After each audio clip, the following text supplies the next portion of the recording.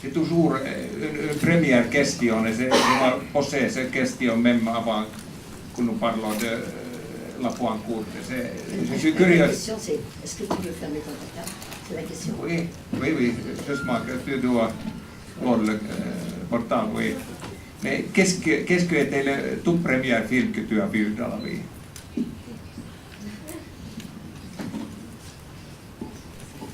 Je crois que c'est Blanche-Neige et les 7 nains sur une grande place de Bruxelles. Il y a un très grand cinéma. Qui est là, il va dire qu'est-ce que c'était comme cinéma. Je crois qu'il s'appelait l'Eldorado. Et on a emmené toute la famille voir ça. Et c'est avant la guerre, c'est peut-être 38 ou comme ça. Mais c'est fait 1938 peut-être. Ouais. Et j'ai pas beaucoup aimé le film, je dois dire, parce que je trouvais que c'était une idiote. Une idiote, parce que elle faisait la bonne, elle faisait la servante de ses nains, et en plus, elle tombait amoureuse d'un type affreux. Et je me souviens. Et par contre, j'ai eu peur de la sorcière.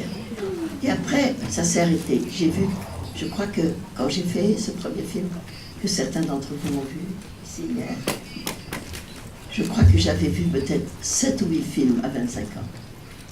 Je n'avais pas vu de film. Donc j'ai vu Blanche-Neige, c'est vrai. Pendant la guerre, il y a eu un film en couleur qui s'appelait La Ville dorée. Det vet Harland, Die Goldene Stadt. C'est un film nazi. Un film... Nazi, absolument. Et après, j'ai aimé Jacques Prévert. Alors j'ai vu les films dont il avait fait le scénario. Quai des Brumes, je ne sais plus laquelle, et Les Enfants du Paradis. Ça j'ai vu quand je faisais mes études en classe. J'ai vu 2 fois Les Enfants du Paradis. Et j'ai vu aussi L'Idiot, parce que c'est Gérard Philippe qui tournait dedans, et que moi je le voyais au théâtre. Ça veut dire que quand je me suis jetée dans le cinéma, contrairement aux jeunes gens très brillants de la Nouvelle Vague, qu'on appelle de la Nouvelle Vague, qui étaient beaucoup d'entre eux critiques, connaisseurs, critiques, on dit toujours qu'ils ont usé leur culotte, leur fond de culotte sur les bancs de la cinémathèque. Je crois qu'ils avaient vu beaucoup de films. Et ça les a rendus sans doute très heureux, parce que moi, quand j'ai commencé à voir des films, je me suis dit, tiens, c'est bien ça, c'est bien le cinéma. Mais j'ai commencé, pendant que je faisais le montage de La Pointe courte, avec un monteur fort sympathique, très généreux, qui s'appelait Alain René. Il m'a dit, tu sais qu'il y a une cinémathèque à Paris, rue de Messine. J'avais jamais entendu parler. Donc, si on veut me coincer avec l'histoire de la cinéphilie, elle a commencé très tard. J'ai commencé très tard à voir des films. C'est ce qui explique aussi peut-être que si j'avais vu les chefs-d'œuvre qui sont dans le cinéma, je ne pense pas que j'aurais commencé avec autant de liberté. Je crois que ma grande liberté de La Pointe courte, c'est en partie mon ignorance.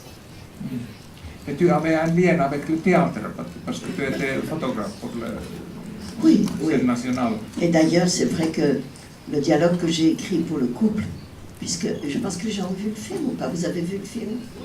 Oui, puisqu'il y a la chronique des pêcheurs et il y a le dialogue du couple. Le dialogue du couple, je l'ai vraiment voulu littéraire, je ne pense pas théâtral, mais littéraire, et tout à fait écrit, c'est-à-dire c'est pas du tout du langage parlé, c'est pas du langage naturaliste. Et d'ailleurs, comme j'ai dit hier, que les 2 acteurs, Sylvia Montfort et Philippe Noiret, ont été très, très généreux de venir faire ce film. Et le cher Noiret, c'était son premier film, et je pense qu'il s'était dit qu'il allait jouer du cinéma. Et je lui demandais de ne pas bouger, de ne pas exprimer, de se tenir droit comme ça, assis. Et il a dit plus tard que, évidemment, il a fait une carrière que vous connaissez, éblouissante, mais il a dit qu'il avait souffert parce que je ne lui disais pas, même pas d'exprimer ce qu'il disait. Je lui demandais d'être comme... Pour moi, en figure, j'avais vu des no japonais où les gens parlent comme ça, sans bouger.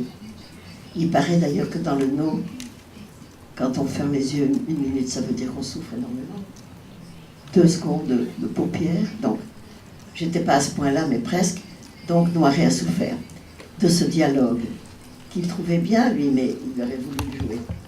Et il y a d'autre part la chronique. Alors, je lui dis, mais c'est vrai, évidemment, c'est parce que j'avais beaucoup été dans ce village. Ce n'est pas un village, c'est dans la ville de Sète. Ah oui, si ta caméra est là. Pas de bouteille, pas de publicité. Verre d'eau, oui, ça va, c'est joli. Et tu sais,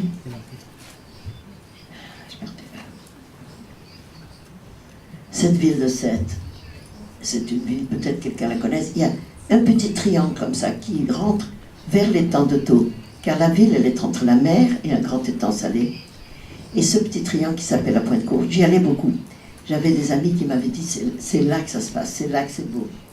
Et effectivement, avant même le tournage, avant 54, j'ai beaucoup été parler à ces pêcheurs, à leur famille. C'était tellement particulier, d'origine italienne, alors pourtant qu'on est près de l'Espagne, et très traditionnaliste, pêcheur de père en fils, de grand-père en père en fils. Et c'est vrai qu'ils m'aimaient bien, parce que je venais aussi avec des gens de Sète, et j'avais pris beaucoup de notes. Évidemment, il n'existait pas les petites machines maintenant qui enregistrent le son. Donc, c'était pas question d'enregistrer, mais quand je rentrais chez moi le soir, j'essayais de recopier, pas ce qu'ils m'avaient raconté, mais des expressions typiques. Des choses qu'ils disent qui sont...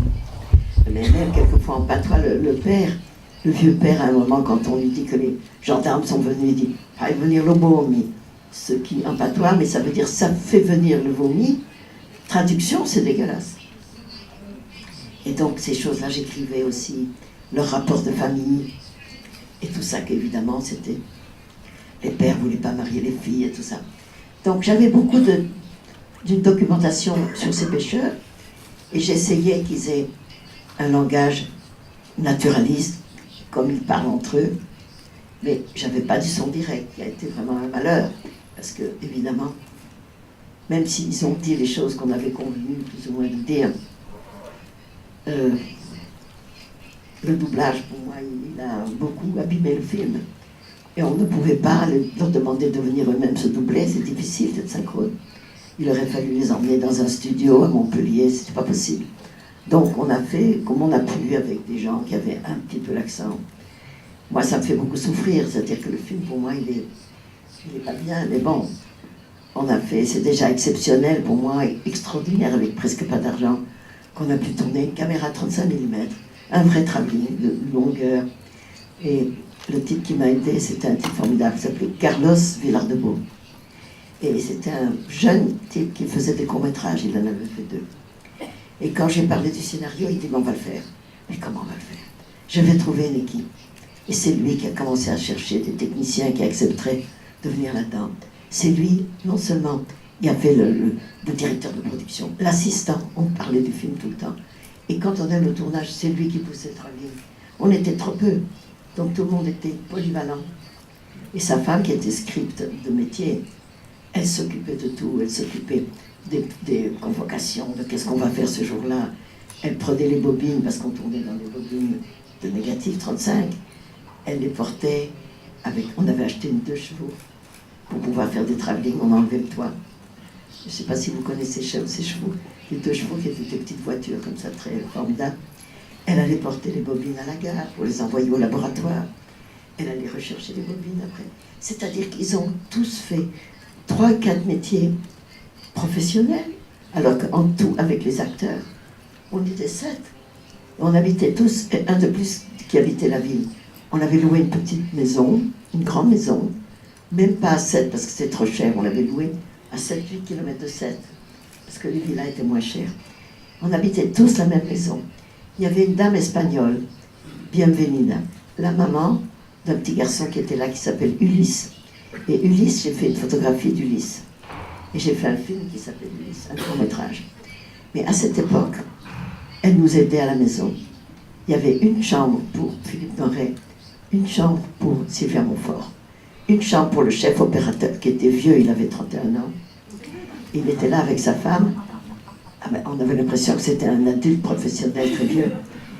Et tous les autres, par 2 ou 3 dans des chambres. Et moi, j'avais installé un lit dans le garage avec une moustiquaire parce que j'avais peur des... Comment ça s'appelle? Des petits lézards qui piquent là, des scorpions. Il y avait des scorpions dans le garage. Alors j'avais accroché un voile comme ça. Je me mettais dans le lit, et quand j'étais dans le lit, j'installais le voile pour fermer, au-dessous du matelas, pour ne pas être attaqué par les scorpions. Évidemment, tout ça c'est un peu exagéré. Ça a l'air exagéré, c'est la vérité. Et elle faisait la cuisine pour tout le monde. Il n'y avait pas ce qu'on appelle le défraiement. Ils n'avaient pas le droit d'aller au restaurant. S'ils voulaient aller payer, ils n'allaient pas.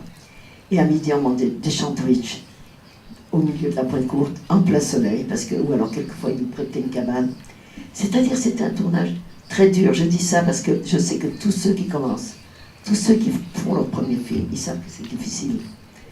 Souvent, il n'y a pas d'argent. Souvent, il y a des bénévoles. Souvent, il y a un chef opérateur qui vient aider, un acteur qui vient aider, même des professionnels. Je sais parce que mon fils, il a souvent fait, Mathieu Demy, il a fait l'acteur gratuitement pour des courts-métrages. Et quand il a fait son premier court-métrage, il a trouvé des techniciens aussi qui acceptaient de venir presque pas payés ou comme ça. Même Wim, ce merveilleux acteur, était venu. Donc, il y a une grande générosité, mais qui était tout à fait rare en 1954. Et c'était très rare de faire un film quand on était jeune, parce qu'il y avait un circuit. Il fallait d'abord troisième assistant, deuxième assistant, premier assistant. Même Antonioni, il a été assistant de Renoir. Il y avait un chemin professionnel comme ça, et moi j'ai court-circuité tout ça. Mais évidemment, je n'avais pas appris, je n'avais pas été à une école de cinéma, je n'avais pas été assistante, j'avais rien du tout, donc je me suis jetée comme ça dedans. Et j'ai fait ce que je croyais faire. Et je me suis rendu compte, quand Alain Resnais a montré le film, il a dit que j'avais tourné vraiment comme une sauvage, parce que j'avais écrit un plan, j'avais fait des photos, la caméra est là. Le plan suivant, la caméra est là. C'est-à-dire, il n'y avait pas du tout ce qu'on apprend aux jeunes cinéastes à faire, c'est-à-dire des protections. C'est-à-dire la même scène filmée d'une autre place, ou de plus près, ou de plus loin, pour que si par hasard on a des difficultés de montage, on peut utiliser un moment de cette scène. Est-ce que tu vois ce que je veux dire? Tout le monde voit ce que je veux dire. Ou alors des plans de coupe, on met un verre qui fait comme ça, et alors ça permet de changer, de recommencer. Bon.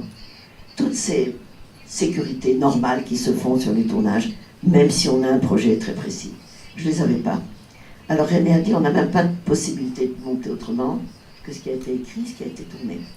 Par contre, évidemment, il avait la possibilité de faire des bons raccords, de trouver le bon moment, de m'aider à ce que ce soit pas trop gauche, pas trop maladroit. Et il a dit, on va pas... Il m'a fait rire parce qu'il a dit, dans un montage, on peut dire, on va faire des acrobaties. Prendre un peu de ça, pour essayer de voir si on va un peu changer le rythme du film. Et il a dit, non, je ne vais pas faire ça. Je vais faire ce projet comme il est. Simplement au mieux possible. Et c'est ça que j'ai appris de René, qui était déjà un très bon monteur, qui avait déjà fait Guernica, qui avait déjà fait un film sur Van Gogh, d'ailleurs en noir et blanc. Je ne peux même pas croire qu'on fait un film sur Van Gogh en noir et blanc. Bon. Eh bien, ce monteur qui était expérimenté, il m'a appris une chose extraordinaire. Il m'a appris, il faut respecter le projet qu'on a. C'est-à-dire, le projet, il est idiot, il est intéressant, il est innovateur. Il est ce projet. Et il faut avoir confiance dans ce qu'on a cru qu'on veut faire. Donc le film est sorti tel que, d'une certaine façon, avec la brutalité du scénario, la brutalité des partis pris, et quelque chose que je croyais une innovation, c'est de ne pas respecter la perspective sonore.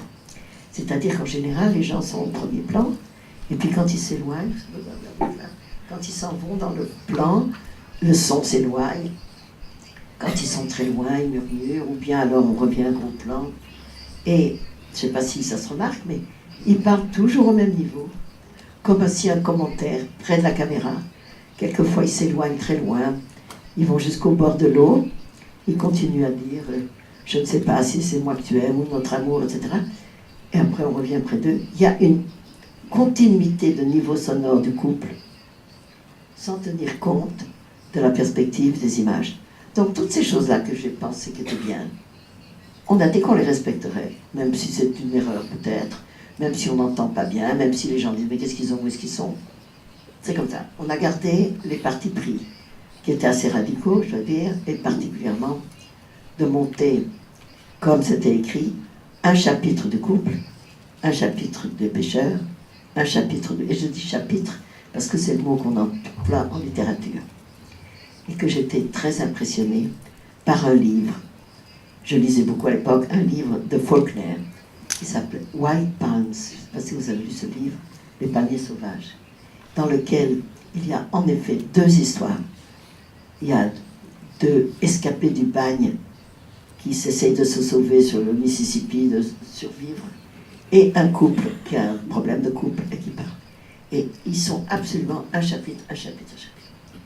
Et quand j'ai lu la première fois, je trouvais ça extraordinaire, mais ça m'a énervé. Alors j'ai dit, attends, j'ai lu les chapitres 1, 3, 5, 7 pour suivre l'histoire. Et après j'ai lu 2, 4, 6, 8. Et après j'ai dit quand même, s'il a fait comme ça, il a une raison. Alors, j'ai relu 1, 2, 3, 4, 5, 6, 7. Et j'ai compris qu'il y a quelque chose de mystérieux de le mettre comme ça à côté, sans aucun rapport. Il se passe quelque chose qui est peut-être du phénomène de l'osmose ou de quelque chose de la pensée, un peu comme il y a la persistance rétinienne. Il y a une sorte de persistance de la pensée qui fait que le lecteur finalement crée quelque chose avec ça. Donc j'ai fait la même chose dans cette construction, avec la seule différence que les deux histoires sont au même endroit. Le pêcheur sont dans la Pointe Courte et les deux se voyagent dans la Pointe Courte parce qu'il est né là. Et j'ai repris effectivement, je me rends compte, quand j'ai fait le dernier film que j'ai fait dans les salles de cinéma s'appelle Les Plages d'Agnès. Et j'avais dit, si on ouvrait les gens, on trouverait des paysages. Moi, si on m'ouvre, on trouvera une plage. Et je me rends compte que c'est la même idée, c'est que elle, si elle veut comprendre cet homme avec qui elle vit, il faut qu'elle aille là où il est né, il faut qu'elle comprenne qu'est-ce que c'est que son paysage mental. Et ça veut dire que c'est quelque chose qui m'a intéressée d'une façon persistante. Voilà, c'est un peu tout ça qui est à l'origine du film, et comment j'ai pu le faire grâce à des gens, et comment dans ce parti pris, d'une part littéraire, et d'autre part sans aucune connaissance de cinéma, j'ai pu faire cette ovni, enfin je ne sais pas ce qu'on peut dire, de ce film, et qui évidemment a eu extrêmement peu de spectateurs. Il est sorti 2 ans après, dans un tout petit cinéma pendant 3 semaines, 2-3 semaines, et je pense que sur 60 ans, 59 ans, il a eu très très peu de spectateurs, les meilleurs spectateurs étant alors dans les cinémathèques qui ont tout de suite voulu le film. Toutes les cinémathèques ont voulu une copie. Et dans des projections spéciales, entre autres à la Cinémathèque royale de Belgique, où Jacques Ledoux avait tout de suite repéré ce film.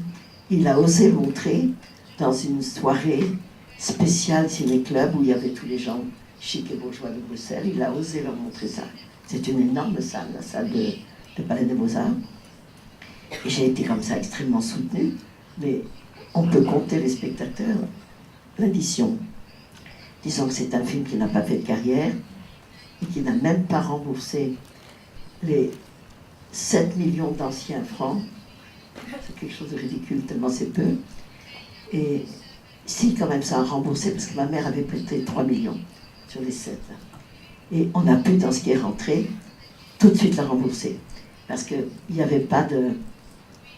comment on appelle ça, frais généraux, des trucs comme ça, non. Quand l'argent rentrait, il y avait la moitié pour ma maman qui avait mis de l'argent et la moitié pour l'équipe. Mais l'équipe, c'était terrible. Ils avaient 18 points, 28 points, 35 points. Et je leur envoyais chaque année des sommes risibles, lamentables. J'avais honte. Je sais pas, 80 francs anciens, 150 francs, des sommes qui représentaient rien du tout.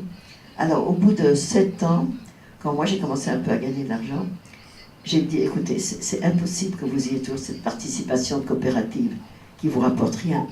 J'ai calculé leur salaire, s'ils avaient été payés, je l'ai doublé et je les ai payés en disant, avec 7 ans de retard, on paye un petit salaire, minimum syndical, mais parce que, et j'ai bien fait parce que le film a continué à gagner 2 sous, 4 sous, parce que c'est pas les cinémathèques qui payent beaucoup quand même, il faut dire la vérité. Et le public, le vrai public, il n'y en a pas beaucoup, il y a 2-3 projections par an. Et finalement, on a eu une fois la télévision qu'il a achetée. Il a montré dans le ciné-club un peu tard. Mais sinon, voilà, c'est un film qui reste un film de cinéphiles, de cinémathèques, de connaisseurs, de curieux, de voilà. Et parce qu'il a commencé d'une façon très particulière, il a continué. Est-ce que tu as connu André Bazin qui a écrit un texte admirable sur ce film? Est-ce que tu as connu personnellement Bazin, le grand Bazin? Alors René, quand il faisait le montage, m'a dit, il y a deux personnes à qui il faut montrer le film. André Bazin et Pierre Bromberger, qui était un producteur de court-métrage, qui était très dans la nouvelle vague. Je regrette que Laurence Bromberger ne soit pas là, sa fille. Donc, on a fait une projection privée dans une salle, au Champs-Élysées, on a loué la salle. Il y avait Bazin et Bromberger. Bromberger, ah, vous êtes très bien, très bien. Et Bazin a dit, oh mais quel film extraordinaire. Il m'a dit, il faut le montrer à Cannes. Je dis, comment à Cannes? Au Festival de Cannes. Évidemment, il n'était pas question de le sélectionner, quoi que ce soit. Il dit, voilà, vous venez à Cannes, vous louez une petite salle, rue d'Antibes, qui marche toujours, qui s'appelle le Vox. Mais à l'époque, le Festival de Cannes, en 1955, il y avait très peu de films. C'était un tout petit festival. Et vous louez une salle, et moi, je vais vous aider. Et non seulement il a fait un article dans ce qu'on appelait la cinématographie française, un peu le film français comme ça. Il a fait un article pour dire aux gens, je crois qu'il avait mis un film libre et pur. Il a dit, venez à la salle Vox. Et il m'a dit, écrivez... alors, il m'a donné les noms de tous les gens que je devais inviter. Il m'a aidé à faire les enveloppes avec sa femme, Janine Bazin. Dans sa chambre de l'hôtel suisse, on a fait les enveloppes. Il m'a dit, il a regardé dans quel hôtel ils étaient. Et j'ai été à pied pour dire les enveloppes dans tous les hôtels de ceux qu'il fallait inviter.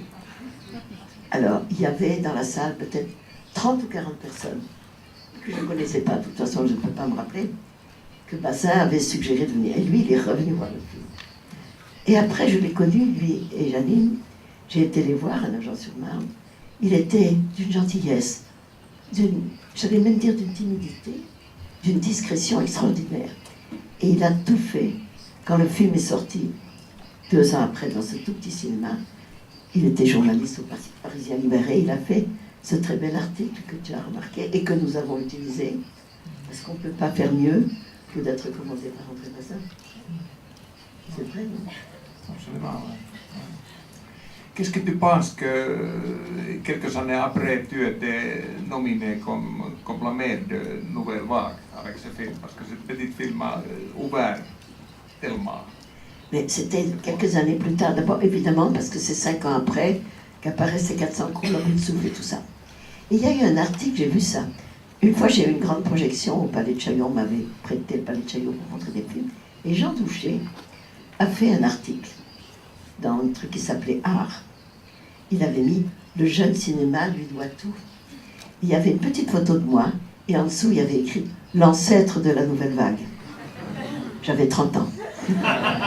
Et je me suis dit, oui, ancêtre à 30 ans, moi maintenant je pense que je suis un dinosaure. Nous avons un petit film, un petit extrait sur La Pointe-Courte. Est-ce que tu peux expliquer? C'est parce que, évidemment, je gardais de très bons rapports avec les gens de La Pointe-Courte. J'y vais presque souvent, presque chaque année. Je vais voir les joutes, vous savez, ces combats sur 2 bateaux comme ça que j'adore. Les gens disent toujours, mais vous vous ennuyez pas à voir ça? Pas du tout. Je peux rester tout dimanche après-midi, attendre, en espérant qu'il tombe. Exactement comme les gens regardent le football, des heures et des heures en attendant qu'il marque un but. Hein. Ils ont de la patience. Enfin, alors, j'y vais souvent quand chaque 5 ans, on fait une projection dans un cinéma de 7 et ils amènent leurs parents, leurs petits-enfants, leurs enfants, parce que c'est leur carnet de famille, même s'ils ne sont pas tout à fait contents. C'est quand même leur album de famille. Donc, j'ai connu les enfants, les petits-enfants. Et malheureusement, il y a beaucoup de morts, évidemment, ceux qui sont dans ce film. Quand ils sont vieux dans ce film, ils sont morts, évidemment. Et j'y vais souvent. Quand il y a eu un DVD, avant de faire DVD, il y a eu des VHS. On a fait une séance spéciale avec du vin blanc, ils ont eu du VHS et tout ça. Et voilà que, récemment, j'ai fait une série de chroniques, ça s'appelle Agnès de la Varta. J'ai été dans beaucoup de pays, rencontrer des gens et aussi rencontrer des artistes. j'ai fait justement à Sète, j'ai fait un grand entretien avec Soulage. À Paris, je fais un grand entretien avec Boltanski et tout ça. Mais comme j'étais à Sète, j'ai été à Sète et j'ai filmé parce que je ne peux pas m'empêcher. Et on va vous montrer ce tout petit extrait où je retourne à Sète et je montre dans cette chronique que je vais évidemment avec la pointe courte et je tombe sur une surprise que je vais vous proposer. C'est qui m'entend? Ok. L'extrait, s'il vous plaît. De la pointe courte. La juive, celle-là était à la Et toujours les filets, les hangars et les garages. J'aperçois des photos de mon film, tiens.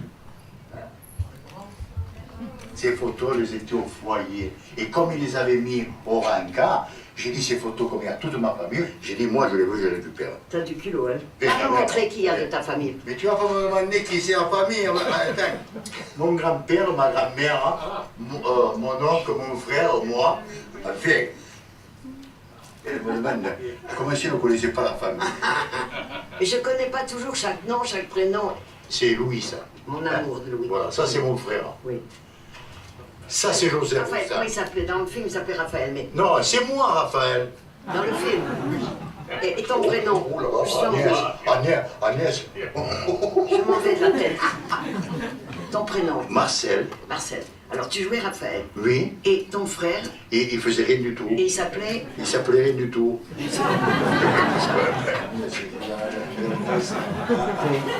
Oui, je commence. Oui. C'est normal, je suis plus vieille que toi, hein, attention. Eh, quand même, lui est plus vieil, d'accord. Beaucoup plus. Oui, beaucoup plus. Dans le film, j'avais 23 ans. Ah oui, eh ben voilà. Moi j'avais 26, ça marche ça. Hein? C'est bon? Moi j'avais 26, on est raccord. Ah bon. C'est qu'on était à côté de Philippe Noiret et de Sigard Montfort. C'était nouveau ça pour moi. Agnès, elle est venue à la maison avant le film. Et la monsieur elle posait des questions. Et c'est d'après tout ce qu'elle a recueilli qu'après elle a mis dans le film. C'est-à-dire qu'elle a retracé l'histoire de mon... Ça, c'est ma grand-mère maternelle. Mon grand-père ne voulait pas donner sa fille à mon père. Nous sommes d'accord? Je vais t'apprendre, moi. Je n'ai rien fait de mal. Tu es trop jeune, je veux pas que tu fréquentes. Maman, elle s'est mariée à 19 ans. C'est-à-dire que moi, j'ai fait le rôle Du jeune homme, de l'amoureux. de mon père. Hein. J'ai fait le rôle de mon père. Et puis, il avait fait venir cette...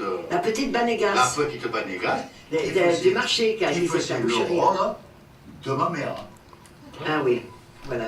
C'est... ça y est, ça y est, Agnès. Ça revient, ça revient. Moi, j'ai que ce film à me rappeler. Toi, t'en as tellement fait des films. Les ménages à tout, tu peux pas te rappeler les premiers. C'est pourtant facile de se souvenir des joutes dont le rituel n'a pas changé.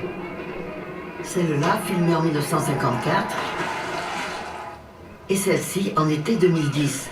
Différente, car de nuit et sans rameur.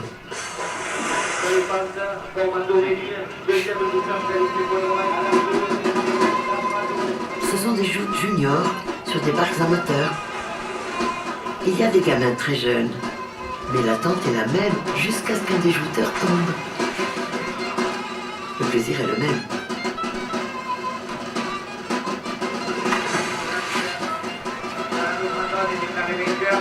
Ce jeune est déclaré vainqueur, comme le personnage de Raphaël dans le film. Alors là, il dit...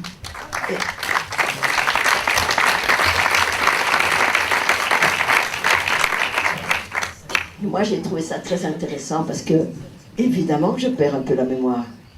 Et lui, quand il dit, on n'a eu que ce film dans notre vie, alors on connaît tout par cœur, mais c'est tellement amusant quand il dit, ça c'est lui qui jouait le père, ça c'est mon père, elle jouait ma mère, c'est incroyable comme histoire, et particulièrement, c'est dégoûtant parce que c'est lui qui était le jeune homme, le héros, Raphaël, celui qui gagne le jour, celui qui est amoureux, et je ne l'ai pas reconnu. Je ne l'ai pas reconnu ce jour-là, ou je ne l'ai pas reconnu tout court. Et c'est terrible parce que le temps comme ça fait que le film a son propre temps. Et le vrai temps nous rattrape. Et c'est même terrible parce que, évidemment, j'ai vite fait ce DVD. Je suis retournée à la pointe courte pour le lui apporter. Ça, et il était mort. C'est-à-dire qu'il y a non seulement le temps, mais la mort qui marque comme ça le temps, ce temps qui se passe entre un film de gens, de vraies personnes, et la réalité d'aujourd'hui. Et moi qui ai un peu perdu la mémoire, mais j'ai pas perdu la vie. En ce moment, un groupe de familles est formé parce que tu as déjà mentionné Alain René qui a tourné Nya Bruyère en ce temps avec Chris Marker. On groupe toujours pour trois ensemble comme des amis éternels. C'est Richard Roud qui avait fait le festival de London, qui avait fait un article en l'appelant The Left Bank. Dans le Left Bank, il avait mis Marker, René et moi. Plus tard, il a ajouté Demi. Nous avions comme particularité d'habiter la rive gauche et d'avoir des idées de gauche. Alors que toute l'équipe Cahiers du cinéma avait le bureau aux Champs-Élysées et n'était pas particulièrement attirée par les idées de gauche. Donc il y avait cette scission qu'on sent dans les films d'ailleurs, qu'on sent dans des films comme Les Cousins, des films comme ça. Alors qu'évidemment René et Marker et moi, bon, on faisait des manifestations, on avait des opinions, on signait des choses et tout ça. Et donc, mais de là à nous faire un trio d'amis pour la vie, mais pas du tout. Moi, j'ai été tellement reconnaissante à René d'avoir fait le montage, et j'ai continué à le voir, pas tellement. Et Marker, par contre, alors, Demi, je l'ai beaucoup vu, parce que j'ai commencé à habiter avec lui. On a même, finalement, même en plus, on s'est mariés. Ce qui n'était pas nécessaire peut-être, mais enfin, c'est vrai. Alors, Demi, je l'ai beaucoup vu. Et Marker, je l'ai gardé en amitié vraiment, parce que j'aimais beaucoup ce qu'il faisait comme travail. Même quand il est parti à faire Dimanche à Pékin, il m'a dit, prête-moi l'appareil de photo, explique-moi comment on fait les photos. J'ai dit, voilà, tu prends le réflexe, tu fais comme ça, tu fais comme ça. Et bon, c'est-à-dire que même quand il est rentré de Pékin, il lui manquait des plans. J'ai dit, viens, on va les filmer, tous les inserts, tous les petits animaux, toutes les images. Mais c'est pas pour ça, mais on est gardé en relation très bonne avec Marker. Et c'est vrai que il a fait un travail, surtout un travail documentaire tellement formidable, et des commentaires tellement beaux, que d'ailleurs le Seuil avait édité comme commentaire. Et moi, ça m'a donné vraiment encouragé à penser que un film est très beau, muet, un film de documentaire est quelquefois très bien si on dit rien du tout. C'est même intéressant, certains documentaristes qui ne touchent rien, qui laissent le temps, en quelque sorte, la longueur des plans et la vérité du temps qui passe. Ça, moi, j'ai choisi une autre formule. J'ai choisi, par exemple, quand j'ai fait Les glaneurs et la glaneuse, que vous avez peut-être vu, un documentaire sur des gens qui ramassent dans les champs, qui ramassent dans les marchés, qui regardent les poubelles et tout ça.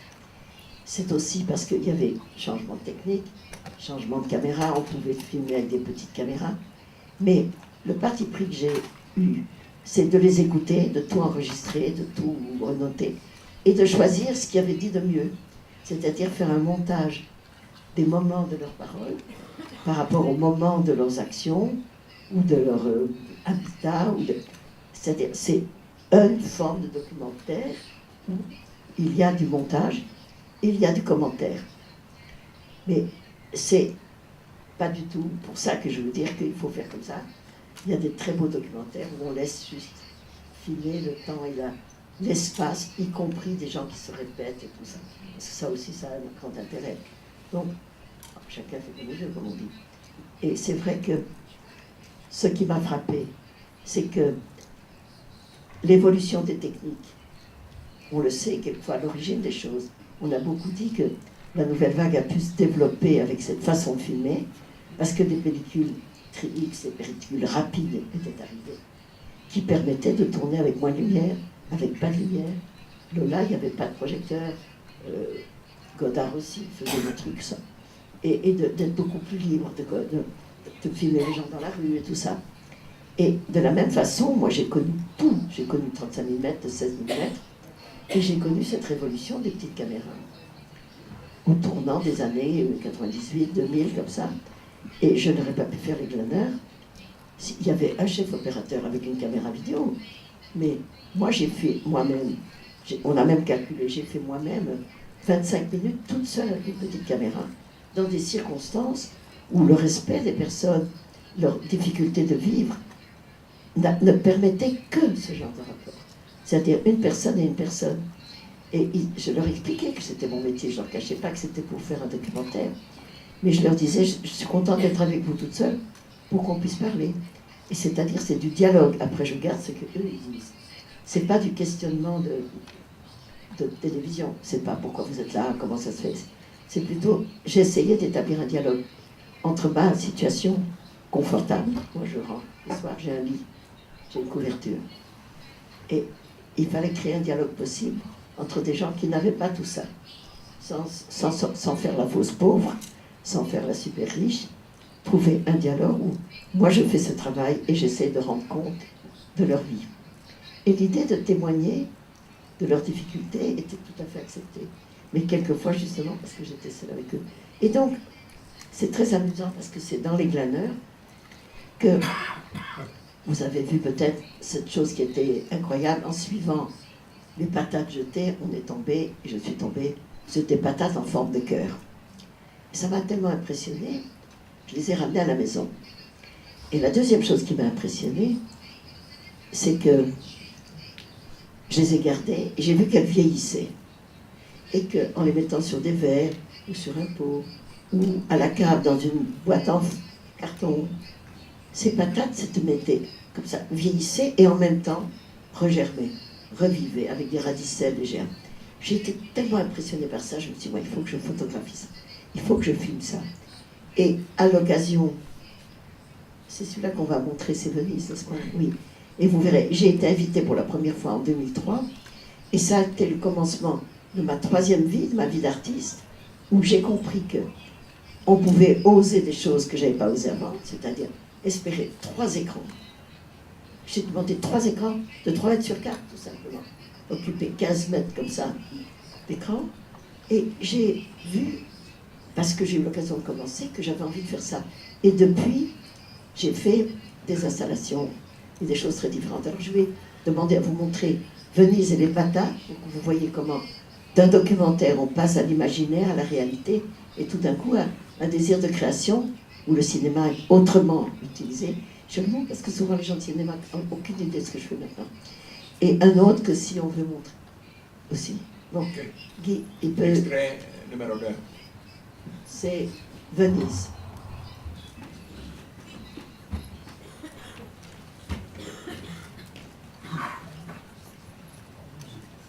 J'aime toujours mieux montrer ce que je fais que parler.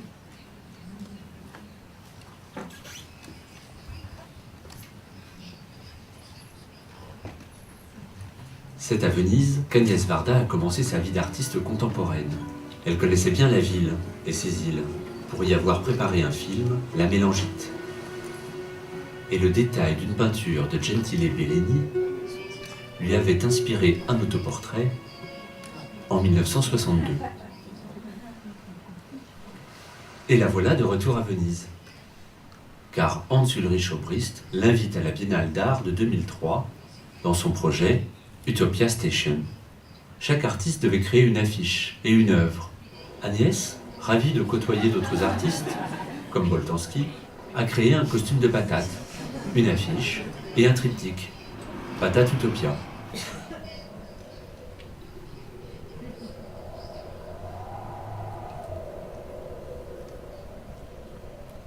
Les pommes de terre en forme de cœur, découvertes en tournant les glaneurs, étalent leurs germes et radicelles sur 3 écrans.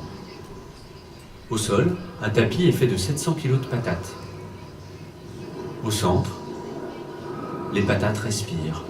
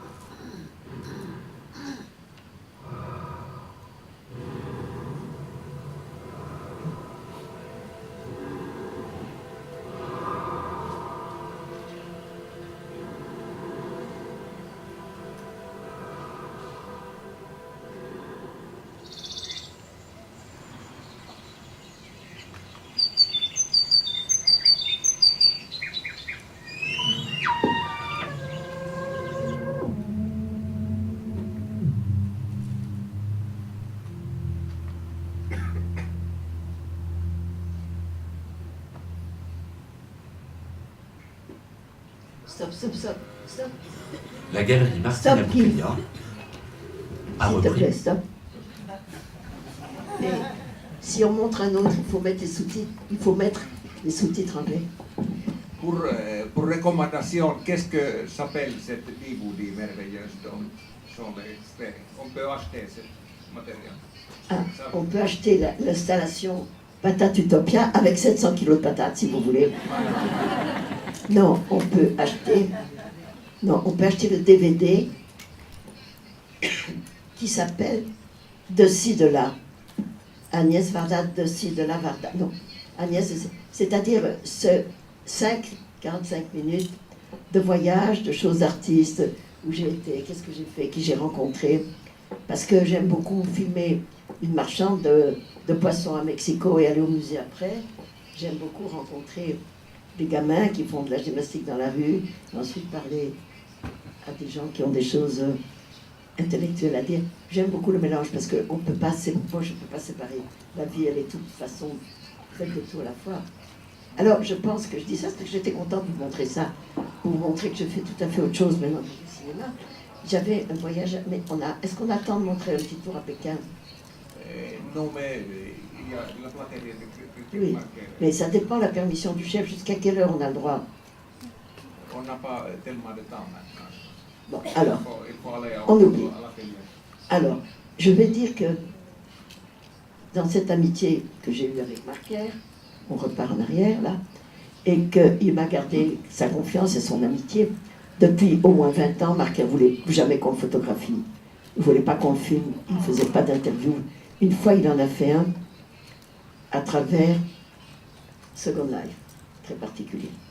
Donc, en fait, moi, j'allais le voir dans son atelier, qui était un bazar formidable, et un jour, j'ai dit, écoute, je prends ma caméra. Il n'a pas dit non. Donc, j'ai filmé son atelier. Et puis, je suis retournée un autre dimanche.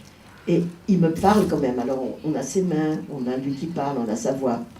Mais évidemment, je peux dire, c'est le seul document qu'on a de l'atelier de Marker, parce qu'il ne voulait pas que personne vienne. Donc, j'avais fait ça dans de ci, de là, avec son accord, bien sûr, ça l'avait fait rire beaucoup. Et quand il est mort, j'avais un petit peu plus de rush, j'ai ajouté 3 minutes. Donc, c'est ça qu'on va vous montrer, qui s'appelle Dans l'atelier de Chris Marker, et qui dure 9 minutes. Et parce que c'est pas parce que je l'ai fait, c'est parce qu'on est content de rentrer dans ce bazar secret, qui est resté secret, mais au moins dans la profusion des objets, il y a, et tu sais, j'avais fait un texte, je me dis, on a tous quelque chose de marqué en nous, et là, il y a un petit accès à ce quelque chose. Sous-titres, hein, attention. Et c'était un privilège parce que, comme tu sais, nous avons ici une rétrospective. Surtout que toi, tu étais très ami de lui. Oui, oui. Mais aussi, il y a entre toi et Chris Marker, il y a cette similarité que vous avez fait tous les genres du cinéma, sans aucune limite. C'est formidable parce qu'il n'y a pas tellement de cinéastes qui ont utilisé tous les moyens du cinéma. Et lui aussi a fait des installations sur la fin de sa vie. C'est comme toi aussi. Compris. Mais parce que on a des outils, il y a des outils qui se présentent, des nouveaux outils, et comme on est curieux, et que l'idée c'est quand même toujours de partager des images. De même, j'avais envie de partager cette formidable forme des patates, que moi je trouve magnifique. Je me suis dit, j'espère que les gens vont les trouver magnifiques. Et Marker, chaque fois qu'il avait une idée aussi, quand il a fait Chat perché, il voulait partager les choses qui l'avaient impressionné, comme ça. C'est quand même l'idée du partage. Quand même. Ok, l'atelier de Chris Marker.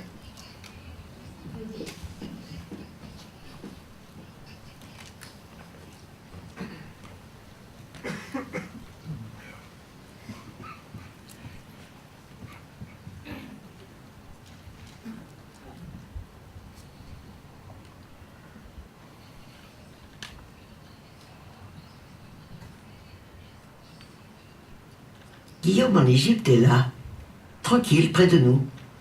Quand il ne se balade pas dans la rue, il rentre chez lui. Il est le porte-parole du cinéaste Chris Marker, qui pousse la discrétion jusqu'au secret. Le chat orange représente celui qui veut planquer son visage. le désordre de son atelier est magnifique. Ce déballage indescriptible, ce sont ses sources d'inspiration, les choses qu'il accumule et ses outils pour fabriquer des films documentaires qu'il nous écrit de pays lointains ou dans la proximité des grévistes et des manifestants. Il y a des photographies de femmes avec une touche de mystère ou sublimées par un écho.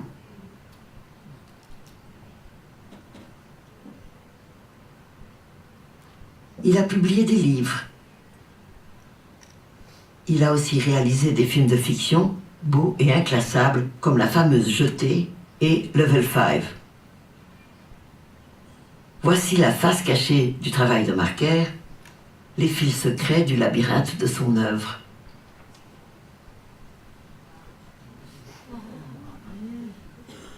Chris a filmé des chats perchés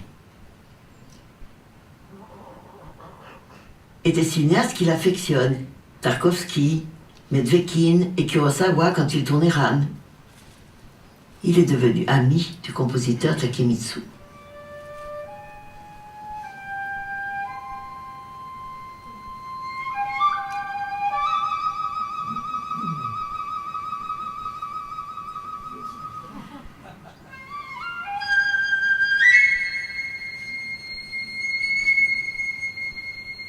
À part les chats japonais ou pas, il y a un hibou bavard et des chouettes. La chouette, fondatrice du savoir dont Chris nous transmet l'héritage. Quant aux informations, elles arrivent de partout. C'est quelle station ça? C'est l'Al Jazeera anglais qui est de loin la meilleure chaîne d'information permanente. Ils ont tout piqué à CNN, mais en mieux. Et pourquoi tu en voulais deux? En noir et blanc et en couleur? C'est un problème, je ne sais pas pourquoi la couleur ne passe plus sur mon moniteur. Chris les récolte et les a pour un temps commentés en dessins et collages pour une revue du web, Poptronics. Ou plus directement. Le t-shirt. Comment il est fait? Oui, ça je sais. Je l'ai mis en vente, on l'a vendu et tous les bénéfices ont été à la campagne d'Obama, donc j'ai participé. On se souvient de l'élan de joie quand Obama est devenu président. Mais Chris me montre d'horribles images que les ennemis d'Obama ont fait circuler. Tous les républicains qui ont dit que toutes les armes étaient possibles, ils ont fait toute une série de trucs sur le thème Obama, communiste, dangereux. Pour Einstein, il faut faire tous les grands tyrans du XXIe siècle, et Obama qui conclut la série. Il collecte aussi des archives historiques. Et alors ça, c'était quand j'étais encore dans l'armée américaine et qu'on recevait chaque semaine des exemplaires un peu plus petits, tu vois, réduits. Et ça, c'était le tout premier de la série, c'était la fin de la guerre au Japon. Simplement, ils ont changé le système, là c'était vraiment élémentaire, alors que là, c'est exactement le même, tu vois, qui repasse à chaque fois. Et le dernier, la semaine dernière. Mais c'est les vrais. Bah, évidemment, c'est les vrais. Pourquoi tu crois que toujours tout est faux ici? C'est pas faux, mais c'est que Marker a une double vie. Ou plutôt, il existe ailleurs, de façon virtuelle, dans Second Life, sur un archipel créé par Max Moswitzer, dit Mos Max Axe. C'est un lieu dit l'ouvroir. Saluons les avatars de Max et de Chris. Le grand type au pull blanc, c'est Chris. Il parle avec une chouette. Il danse avec son double.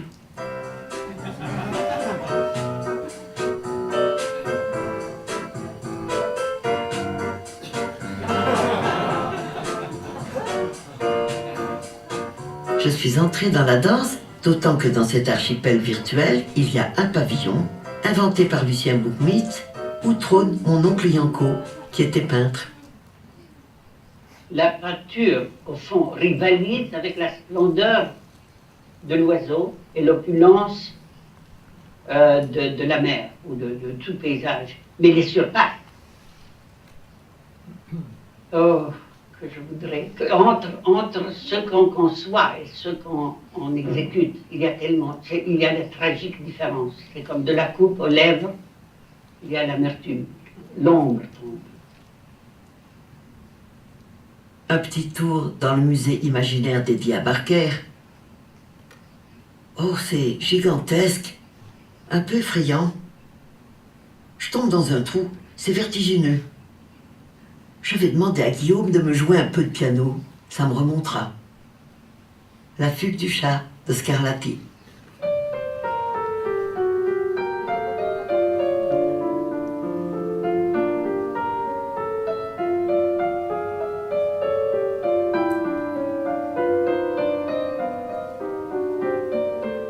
Quand vraiment Guillaume est très fatigué, il se relaxe avec le sofa chat. Et alors quand il a besoin de vraiment se relaxer, alors là il se met complètement à plat sur le chat sofa et il se sent bien que tu peux pas savoir. À mon tour de tâter du chat sofa.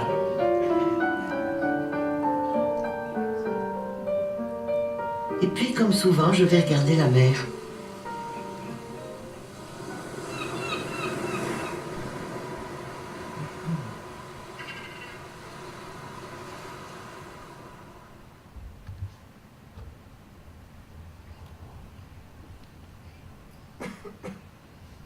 Comment tu fais? Moi, je suis impressionnée. Ma pagaille a fait que tu vas me déshonorer avec l'univers. Je ne vais pas te déshonorer, je trouve que c'est magnifique d'être au milieu de ce qu'on fait.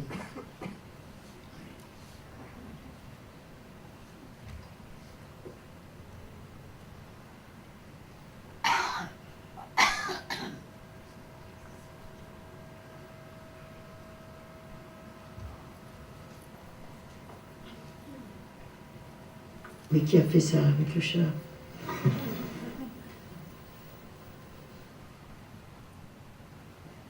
Je relève tous les textes de tous mes films, j'ai tout Apollinaire, j'ai des extraits d'Aragon, j'ai les Coréennes, bien entendu, les Mémoires d'Outre-Tombe en intégrale, Don Quichotte, Sandra, Bulgakov, Baudelaire. Et qui les a rentrés? Moi, comme je viens de te rentrer, il s'est déposé. Et après, avec ce système-là, tu les transfères ici. Tu sais, le truc éternel, quels sont les 10 livres que vous emmèneriez sur un livre de l'herbe? Tout le monde disait la Bible, Don Quichotte, et en fait les gens se partaient avec Sir Antonio. Maintenant, ça n'a plus aucun sens, parce que tu peux emmener toute ta bibliothèque maintenant. Et je veux dire, lire tout un livre, ça t'aide beaucoup. Mais quand tu fais la queue, chose que je déteste au monde, et ben tu te mets à lire des poèmes d'Apollinaire. Et d'un seul coup, tu es déjà à la caisse, tu t'en es même pas aperçu, et pour un peu, tu dis excusez-moi madame, j'ai pas fini mon poème. C'est une caisse, elle est belle. Elle est plutôt belle, hein. Voilà, donc je l'ai photographiée comme ça, puis il y en a une autre comme ça. C'est toujours avec les lunettes, ça? Non, c'était avant les lunettes, c'est encore avec la petite caméra là. J'ai fait 2 beaux tirages, un superbe papier comme ça. Je les ai mis dans une enveloppe et je les ai laissés dans une caisse fermée. Et je suis parti. Donc quelqu'un l'aura trouvé, regarde l'enveloppe, c'est toi, c'est moi. Et jamais de sa vie, elle ne saura qui a fait ces photos qui sont sûrement pas les plus moches qu'on ait fait d'elle. La caisse à la FNAC? Oui, bah, bien sûr. Là où tu avais fait les photos? Bah, bien sûr. Et alors? Et jamais de sa vie, elle ne saura d'où c'est tombé. Faut que c'est plutôt rigolo. Hein. Magnifique, tu veux dire. Il y a une photo là, oui. Faut que je la retrouve.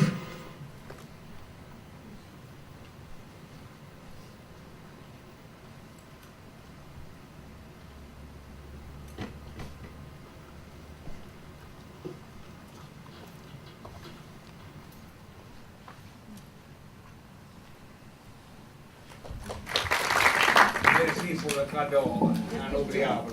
Et pour toi qui étais son ami.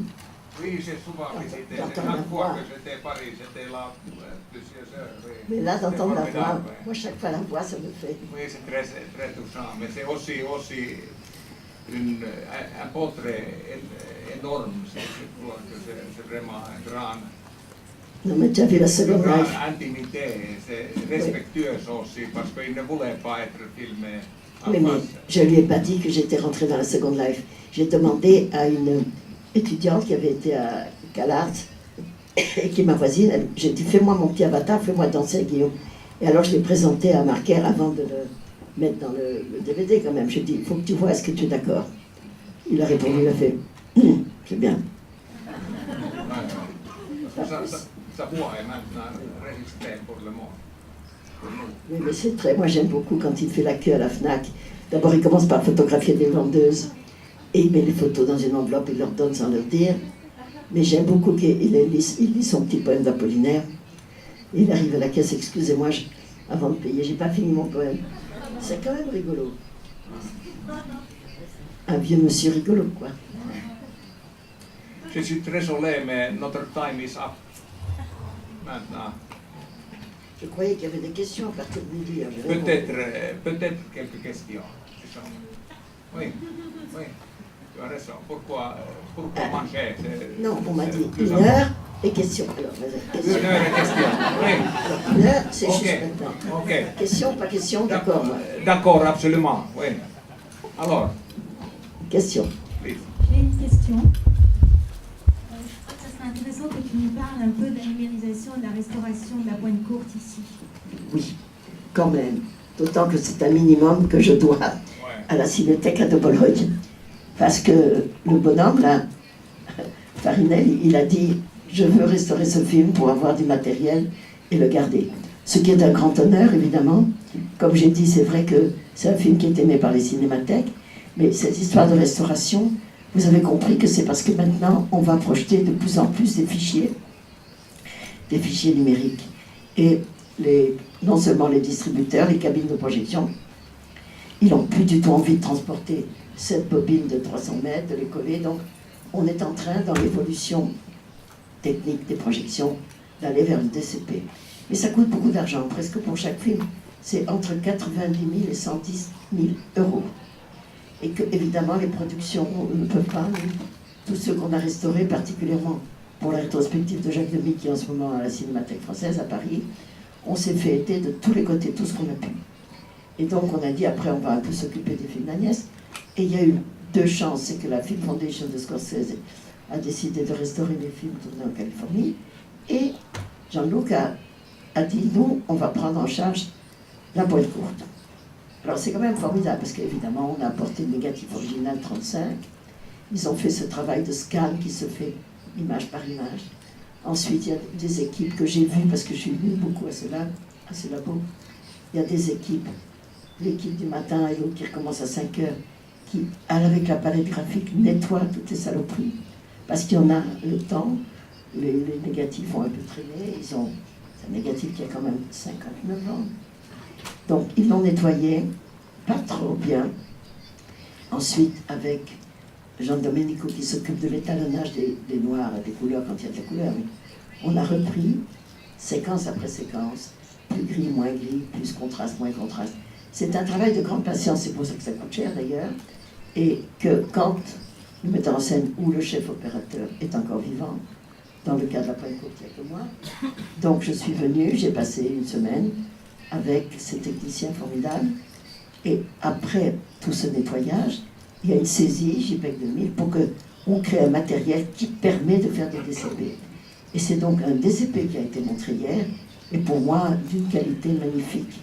Et je ne dirai jamais assez combien je suis reconnaissante à cette cinémathèque, cette cinéthèque, d'avoir fait ça.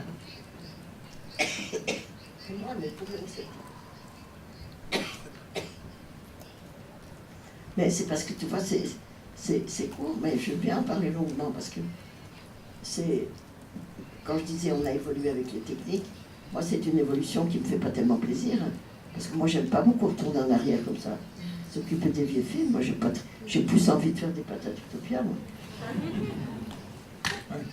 Est-ce que quelqu'un, juste dans la salle, avait vu une seule fois une de mes installations? Combien? 3 personnes? 4? C'est la proportion. 3 sur une salle, 3, 4. Et j'ai eu la chance qu'au Festival de La Rochelle, ils ont montré Patate Utopia l'année dernière. Mais le monde du cinéma, le monde des arts, est tellement séparé que très rarement les gens vont voir ce que font les cinéastes. Et certains ont commencé à faire des installations hérissées. Bon, alors, question. Moment. Je répète la question.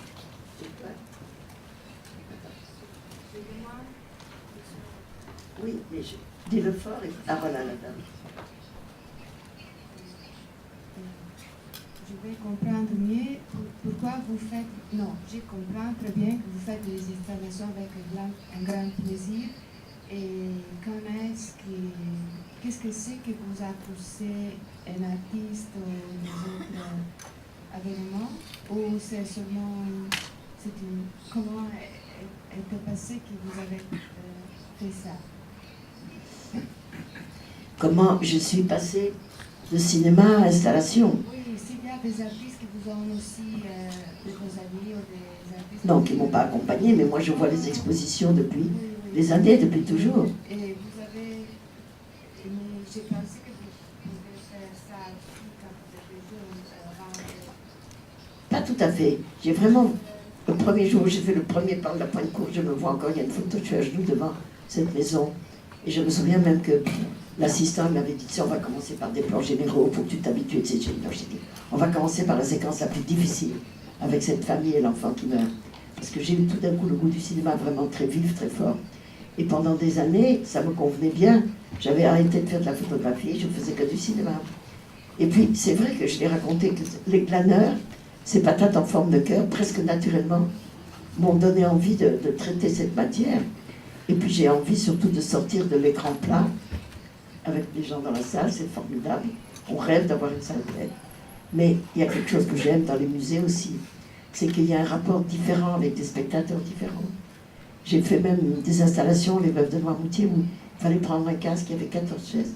Il fallait prendre un casque pour écouter une, et changer de chaise pour écouter une autre. C'est-à-dire, j'essaye de travailler sur le rapport aux spectateurs, aux regardeurs, et puisqu'il s'agit de partager, mais on peut partager de différentes façons.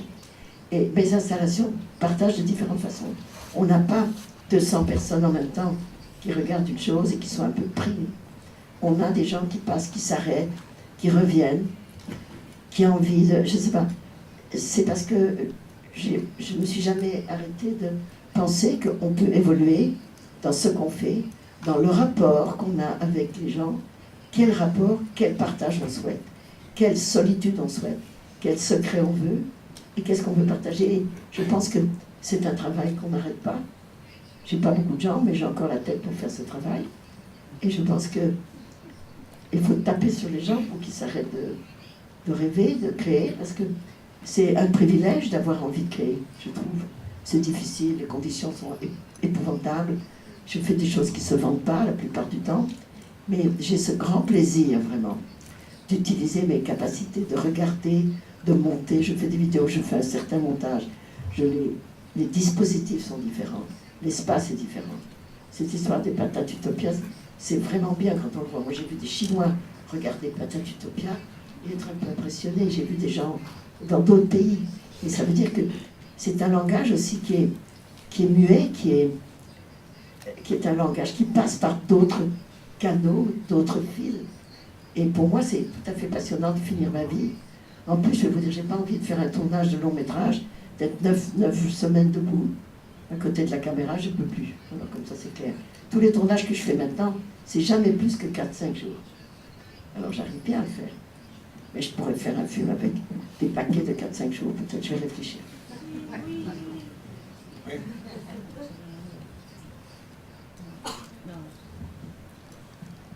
Domanda in italiano. Qui abbiamo visto Model Shop di Jacques Demy, preceduto da un filmato che ci ha raccontato alcune vicende relative al film, La ricerca dell'attore, un'intervista ad Harrison Ford. E ci sono anche dei repertori in cui si vede la signora Bartra. Vorrei chiedere qual è il suo ricordo di questo film di Jacques Demy. Évidemment. Comment tu me demandes si je me souviens d'un film de Jacques Demy? Je le connais très bien. J'étais avec lui quand il a été... Ah, je parle en français, tu peux comprendre? J'étais avec Jacques Demy, il a été invité par la Columbia à faire un film. Et en vérité, après le succès des Parapluies de Cherbourg et de Demoiselle Rochefort, ils attendaient qu'il fasse un grand film américain avec des ballets, de la musique. Il avait le temps, il avait l'argent. Il restait à Los Angeles, on était installés là-bas. Et très curieusement, avec, je pense, des paradoxes intérieurs qui existent chez tout le monde, il a eu envie de faire un film discret, un film à la façon de la Nouvelle Vague, si j'ose dire, parce qu'il était touché par la situation de ces petits soldats qu'on appelait au Vietnam, exactement comme on avait connu ces petits soldats qu'on appelait en Algérie et qui n'avaient pas envie d'y aller, des causes qui étaient injustes. et que les jeunes gens étaient quand même obligés de partir. Et il pensait que le personnage de Lola avait continué sa vie. Il imaginait bien qu'elle était à Los Angeles, déçue par la vie, déçue par son grand amour, qu'on avait vu partir à la fin du film Lola. Et il a tout de suite écrit ça. Il a commencé à travailler avec une fille qui s'appelait Carol Eastman, et il a écrit ça. Évidemment, c'est un film très beau sur Los Angeles, très juste, très rêveur. Tu as vu ça? Oui. C'est un film très particulier, avec un regard sur Los Angeles, qui est vraiment le regard d'un étranger, mais qui essaie de comprendre. Et je peux vous dire que pour le studio Columbia, c'est pas ça qu'ils voulaient. Ils étaient fous furieux. Fous furieux. Ils ont fait une chose dégueulasse. Dégueulasse. Pas devenir le beau, mais comme on dit à la pointe courte. Ils ont montré le film en double bill dans les drive-in. Vous savez, les gens qui sont dans les voitures, qui payent et qui attrapent. Une horreur. Il a été absolument humilié par ce studio parce qu'il n'avait pas fait ce qu'ils espéraient qu'il ferait. Quelque chose entre les paradis de Cherbourg et Chantons sous la pluie. C'était ça qu'ils espéraient et c'est pas ça qu'il a pu. Et parce qu'il était profondément honnête par rapport à son inspiration, il s'est pas forcé à faire un film hollywoodien et il l'a payé très cher. Mais le film Model Shop est très beau. Il est très particulier. Je pense que ceux qui le voient sont pris dans cette sorte c'est pas, il y a comme un silence, une compréhension de la ville très, très intéressante. Et il a été restauré récemment par Sony Columbia, nous sommes très contents. Ils nous ont permis de le montrer dans les rétrospectives de Jacques Demy.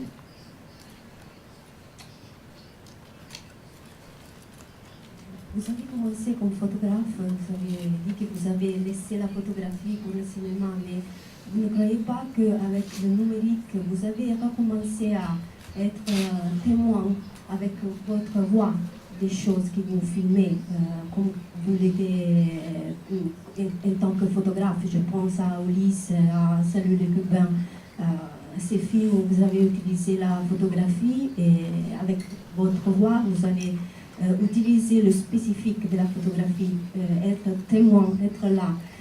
Et je trouve que vous le faites aussi avec le numérique dans des films comme Le Granel, la Grèce ou dans les installations comme Lila Elle. Vous avez peut-être récupéré ce témoignage de la photographie avec le numérique. Vous êtes d'accord, vous avez songé, vous êtes d'accord avec ça? Mais je me sers encore de la photographie quand j'ai besoin pour les installations. J'ai recommencé à faire un petit peu de photos.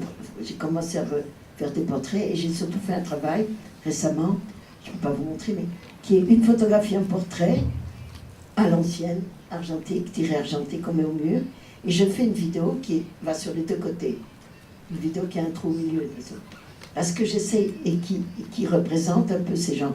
C'est-à-dire, je suis encore toujours avec ce questionnement. Qu'est-ce qui est spécifique à la photographie? Qu'est-ce qui est spécifique au cinéma? Comment est-ce qu'on peut faire une jointure exactement comme j'avais toujours la partie en moi documentaire et la partie en moi fiction?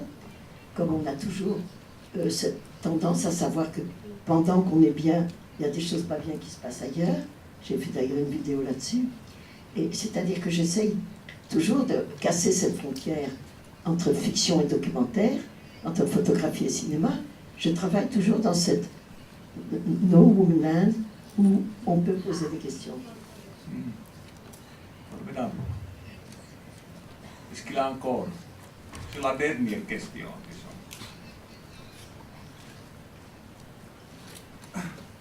What's one word of advice that you would give us young and upcoming independent filmmakers? Conseil pour un cinéaste jeune d'aujourd'hui. C'est difficile. C'est difficile évidemment, mais alors, on a besoin de ça maintenant. C'est difficilissime. Parce que, par exemple, les conditions the condition I got to do La Pointe Courte are not even possible now, even though there is help between, as I told you before, young cinematographers, young actors are ready to help the first film, but it's difficult because more and more people want to make films, which is perfect. I understand their desire, but there is no room for so many filmmakers. because the distributors and the cinema, the places, the theater, they don't want to have all these films. So what they give 2 weeks of film, and they say, okay, take another film. The first week we will always make a little money. But at my time, Cleo played, I don't know, 26 weeks in this 1 or 2 cinema. You know, they would keep films. They would help the film to exist. Nowadays, even if you make a film not bad, they give you very little chance. You have to make a queue to get maybe in a theater in November, or maybe at the Telugu, maybe in February we have room. What they call have room, it's give you 2 weeks. So the perspective of what's happening to young director is terrible. And in France we have a big help. The Centre du Cinéma is helping the young directors to make short film because it's like a training, you know. And then they help for the first film. But they cannot make the society change. People stay home, they have DVD, they have VOD, they have big screens now at home, beautiful screens. They do cinema at home, you get a good DVD, you plug it, and you can invite friends.